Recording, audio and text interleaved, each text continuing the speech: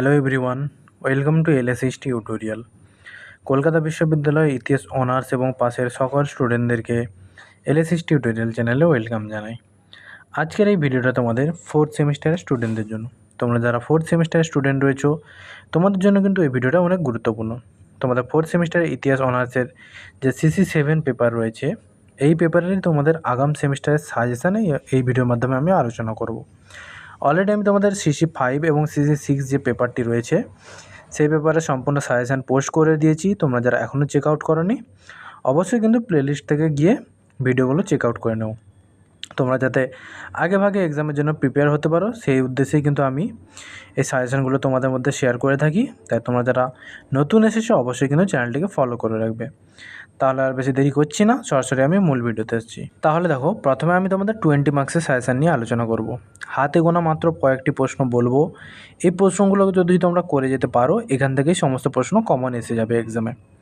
সর্বপ্রথম 20 মার্কসের জন্য যে প্রশ্নটি দিয়েছি আমি, ইলতুৎমিশ থেকে আলাউদ্দিন খলজি পর্যন্ত সুলতানি নরপতিত্বের আদর্শ আলোচনা করো। ঠিক আছে, খুব ইম্পর্টেন্ট প্রশ্ন। এই প্রশ্নটা তোমরা ভালো করে রেডি করবে। 2 নম্বরে দিয়েছি বিদেশি পর্যটকদের রচনা অবলম্বনে বিজয়নগর সাম্রাজ্যের প্রকৃতি আলোচনা করো। একেবারে স্টার মার্কস প্রশ্ন তোমাদের এই সেমিস্টারের জন্য।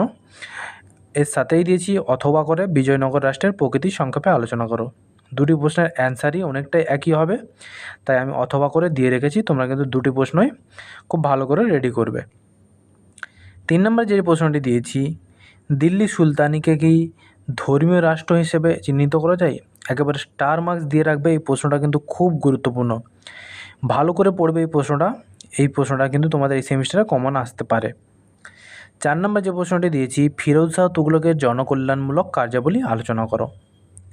পরবর্তী প্রশ্ন দেখো, যেটা দিয়েছি আমি, সুলতানি যুগে ভারতের সুফিবাদের প্রসার কিভাবে ঘটেছিল? গতবারে কিন্তু ভক্তিবাদ এসেছিলো, এবারে কিন্তু সুফিবাদ খুব ইম্পর্টেন্ট। ঠিক আছে, তাই তোমরা সুফি দিয়ে ভালো করে প্রশ্নটা পড়বে। মোহাম্মদ বিন তুগলকের সংস্কারগুলি আলোচনা করো। এটাও কিন্তু ইম্পর্টেন্ট প্রশ্ন 20 মার্কসের জন্য। তোমরা খুব ভালো করে প্রশ্নটা রেডি করবে। 7 নম্বরে দিয়েছি গিয়াসুদ্দিন বলবন কিভাবে দিল্লি সুলতানিকে সুদৃঢ় করেন। স্টার মার্কস প্রশ্ন, ভালো করে পড়বে তোমরা। তারপরে দিয়েছি আলাউদ্দিন খলজি মূল্য নিয়ন্ত্রণ কেন এবং কিভাবে প্রবর্তন করেছিলেন।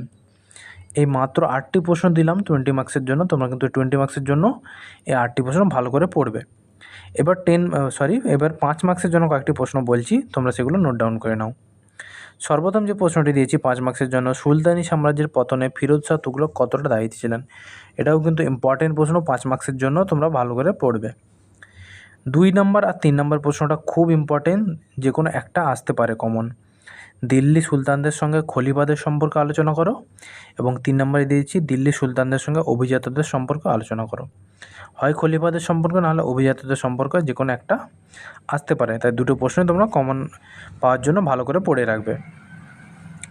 4 নম্বরে দিয়েছি বাংলায় স্বাধীন সুলতানি প্রতিষ্ঠারূপে শামসুদ্দিন ইলিয়াস শাহের ভূমিকা আলোচনা করো। এটাও তোমরা ভালো করে পড়বে। 5 নম্বরে দিয়েছি হোসেন শাহের আমলে বাংলার সাংস্কৃতিক বিকাশ আলোচনা করো।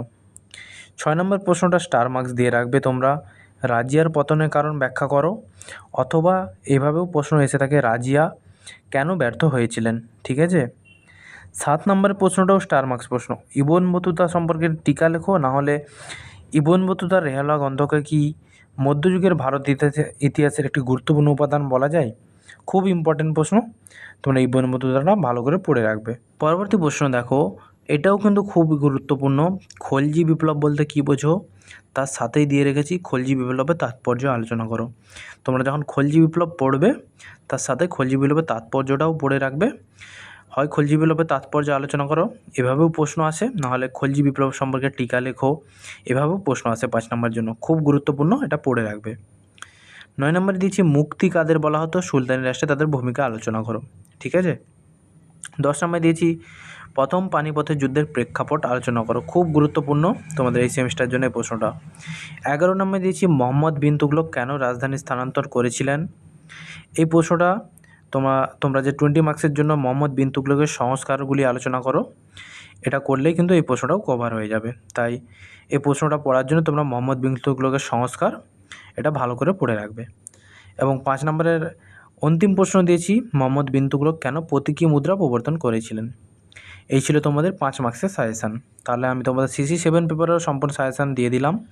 অবশ্যই তোমরা আগেভাগে নিজেদেরকে প্রিপেয়ার করে নেবে এবং কোনো অসুবিধা হলে সরাসরি আমাকে মেসেজ করতে পারো। আমি হোয়াটসঅ্যাপ নাম্বারটি দিয়ে রাখলাম স্ক্রিনে। এছাড়া তোমরা যদি নোটস পারচেস করতে চাও তাহলে সরাসরি আমার সাথে যোগাযোগ করতে পারো। তাহলে পরবর্তী কোন ভিডিও চাও তোমরা বেশি বেশি কমেন্টস করে জানাও। দেখা হচ্ছে তোমাদের সাথে পরবর্তী কোনো ভিডিওতে।